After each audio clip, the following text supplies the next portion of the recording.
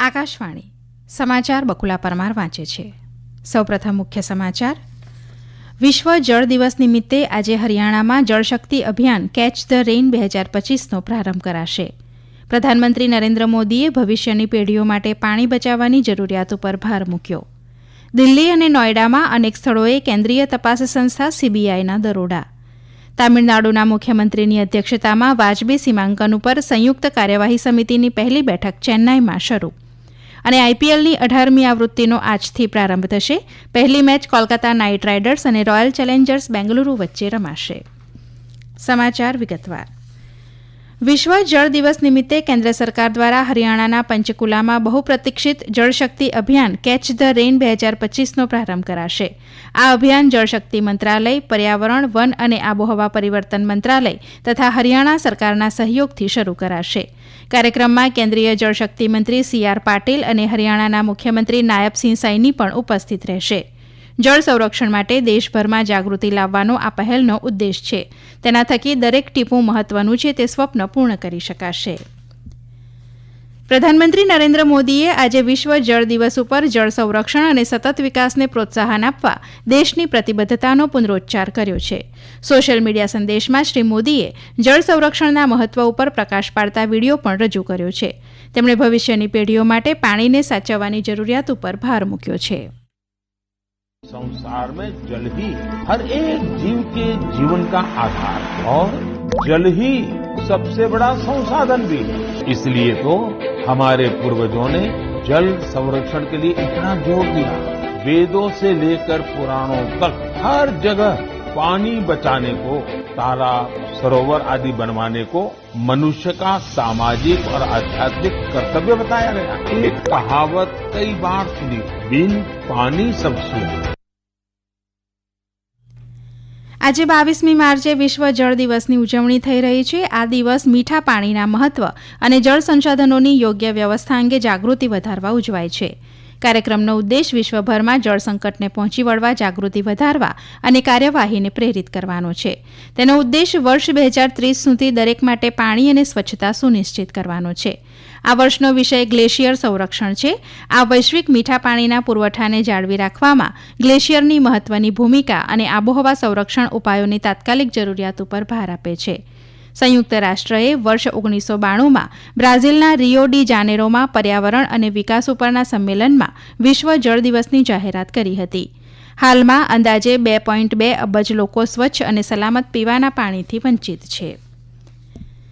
કેન્દ્રીય જળશક્તિ મંત્રી સી.આર. પાટીલે પાણીની કટોકટી વૈશ્વિક ચિંતાનો વિષય હોવા છતાં ભારતે આ પડકારને તકમાં પરિવર્તિત કર્યો હોવાનું કહ્યું છે. સોશિયલ મીડિયા સંદેશમાં શ્રી પાટીલે વિશ્વ જળ દિવસ અંગે કહ્યું કે પ્રધાનમંત્રી નરેન્દ્ર મોદીના નેતૃત્વમાં ભારતે જળ સંરક્ષણને માત્ર નીતિનો વિષય નહીં પરંતુ એક જન આંદોલન બનાવ્યું છે.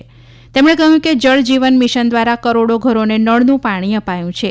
અટલ ભૂગર્ભ જળ યોજનાએ ઘટતા પાણીના સ્તર વિશે જાગૃતિ લાવી છે અને અમૃત સરોવરે પાણીના સ્ત્રોતોને નવું જીવન આપ્યું છે. શ્રી પાટીલે લોકોને પાણીના દરેક ટીપાનું રક્ષણ કરવા અને આવનારી પેઢીઓ માટે પાણીથી સમૃદ્ધ ભારત બનાવવા માટે પ્રતિજ્ઞા લેવા અપીલ કરી હતી. નોઈડા સ્પોર્ટ સિટી પ્રોજેક્ટના ફાળવણી, વિકાસ અને મંજૂરીમાં ગેરરીતિઓના આરોપો અંગે કેન્દ્રીય તપાસ સંસ્થા સીબીઆઈએ દિલ્હી અને નોઈડામાં અનેક સ્થળોએ દરોડા પાડ્યા છે. દરમિયાન ગુનાહિત દસ્તાવેજો, ડિજિટલ પુરાવા અને અન્ય સામગ્રી જપ્ત કરવામાં આવી છે. આ કેસ વર્ષ 2011થી 2014 વચ્ચે સ્પોર્ટ સિટી પ્રોજેક્ટની ફાળવણી, વિકાસ અને મંજૂરીમાં ગેરરીતિઓના આરોપો સાથે સંબંધિત છે. નોઈડા સ્પોર્ટ સિટી પ્રોજેક્ટનો ઉદ્દેશ નોઈડાના સેક્ટર 78, 79 અને 150માં રહેણાંક અને વાણિજ્યિક વિસ્તારો સાથે વિશ્વકક્ષાની રમત સુવિધાઓ વિકસાવવાનો હતો. જોકે આ પ્રોજેક્ટ્સની ફાળવણી પછી નોઈડા સત્તામંડળના અધિકારીઓની સાથે મળીને લાભાર્થીઓ દ્વારા સંબંધિત શરતોનો વારંવાર ભંગ કરાયો હોવાનો આરોપ છે. નિયંત્રક અને મહાલેખા પરીક્ષક કેગના અહેવાલમાં ગેરરીતિઓ દર્શાવ્યા પછી પણ અધિકારીઓ દ્વારા કોઈ યોગ્ય પગલાં ન લેવાયા હોવાનો પણ આક્ષેપ કરાયો છે. આ સમાચાર આપ આકાશવાણી ઉપરથી સાંભળી રહ્યા છો. આ સમાચાર આપ અમારી YouTube channel AIR news Gujarat ઉપર પણ સાંભળી શકશો. વધુ સમાચાર માટે અમારી વેબસાઇટ newsonair.gov.in/gujarati અને અમારા એક્સ હેન્ડલ AIR_news_ABAD ને ફોલો કરશો. તામિલનાડુના મુખ્યમંત્રી M.K. સ્ટાલિનની અધ્યક્ષતામાં આજે વાજબી સીમાંકન ઉપર સંયુક્ત કાર્યવાહી સમિતિની પહેલી બેઠક ચેન્નઈમાં યોજાઈ રહી છે.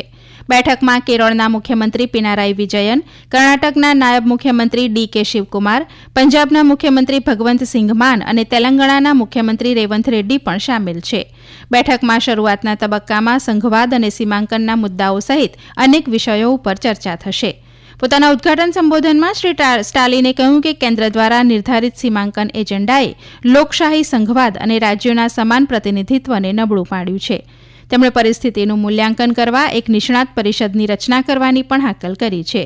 જ્યારે કેરળના મુખ્યમંત્રી પિનારાઈ વિજયને દેશની વિવિધતા જાળવવાના મહત્વ ઉપર ભાર મૂક્યો હતો. રાષ્ટ્રપતિ દ્રૌપદી મુર્મુ અને પ્રધાનમંત્રી નરેન્દ્ર મોદીએ આજે બિહારના સ્થાપના દિવસની રાજ્યના લોકોને શુભેચ્છાઓ પાઠવી છે. સોશિયલ મીડિયા સંદેશમાં રાષ્ટ્રપતિએ બિહારની પ્રશંસા કરતા કહ્યું કે પ્રાચીનકાળથી જ જ્ઞાન અને વિકાસની ધરતી રહી છે.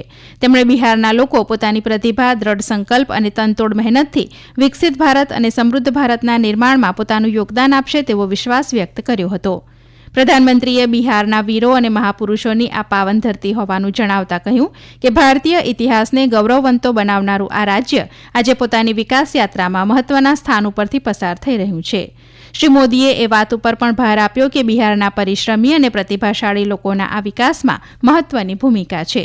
તેમણે વિશ્વાસ અપાવ્યો કે ભારતીય સંસ્કૃતિ અને પરંપરાઓનું કેન્દ્ર રહેલા બિહારના સર્વાંગી વિકાસને સુનિશ્ચિત કરવામાં કોઈ કસર નહીં રાખવામાં આવે.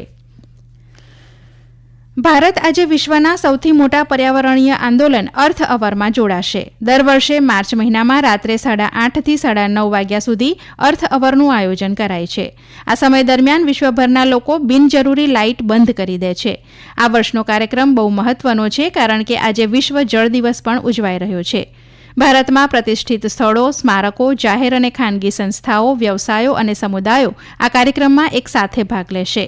આ વર્ષના અર્થ અવરનો વિષય પાણી પ્રત્યે સભાન બનો, પાણી સંરક્ષણ અને ટકાઉ આવશ્યકતાની તાત્કાલિક જરૂરિયાત ઉપર ભાર મૂકે છે. અર્થ અવર સૌપ્રથમ વર્ષ 2007માં ઓસ્ટ્રેલિયાના સિડનીમાં સિડની મોર્નિંગ હેરાલ્ડના સહયોગથી શરૂ કરાયો હતો. ઇન્ડિયન પ્રીમિયર લીગ IPLની 18મી આવૃત્તિનો આજથી પ્રારંભ થશે. પશ્ચિમ બંગાળના કોલકાતામાં આજે શરૂઆતની મેચ વર્તમાન ચેમ્પિયન કોલકાતા નાઇટ રાઇડર્સ અને રોયલ ચેલેન્જર્સ બેંગલુરુ વચ્ચે રમાશે. આ મેચ સાંજે 7:30 વાગે શરૂ થશે. આ પહેલા ઉદઘાટન સમારોહમાં હિન્દી સિનેમાના અભિનેત્રી દિશા પટણી, પ્રસિદ્ધ ગાયિકા શ્રેયા ઘોષાલ અને પંજાબી ગાયક કરણ ઔજાલા પ્રસ્તુતિ આપશે. સાંભળીએ એક અહેવાલ.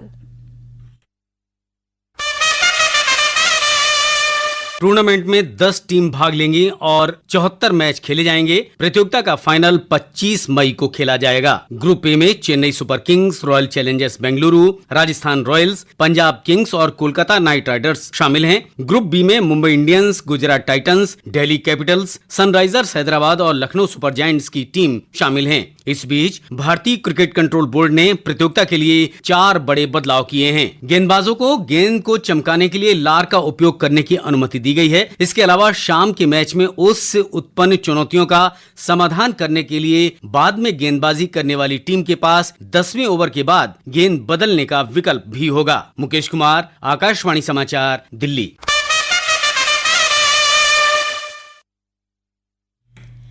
સ્વિસ ઓપન બેડમિન્ટન ટુર્નામેન્ટમાં મહિલા ડબલ્સની સેમીફાઇનલમાં આજે ત્રિષા જોલી અને ગાયત્રી ગોપીચંદની જોડી ચીનની જોડી સામે રમશે. આ મેચ સ્વિટ્ઝરલેન્ડના બેસલ ખાતે ભારતીય સમય મુજબ 5:10 રમાશે.